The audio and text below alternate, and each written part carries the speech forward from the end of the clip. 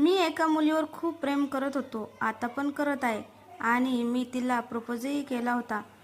तिचा होकारही मिळवला. जवळपास आमचे 3 ते 4 महिने रिलेशनशिपमध्ये होते. चांगले चालत होते.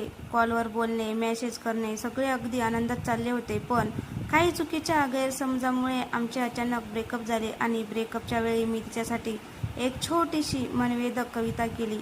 गैरसमज करून नाते कधी तोडू नकोस.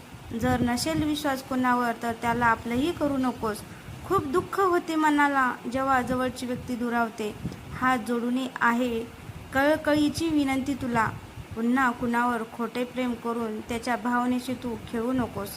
जात आहेस मला तू सोडून, माझ्या जगण्याची तू आसही करू नकोस. पुन्हा करणार नाही खरे प्रेम कुणावरही, आईची शपथ घेऊनही सांगतो. पुन्हा माझा उदासलेला चेहरा स्वप्नातही पाहण्याचा विचार करू नकोस. पुन्हा माझा उदासलेला चेहरा स्वप्नातही पाहण्याचा विचार करू नकोस. आयुष्य जगायचे होते फक्त तुझ्यासाठी.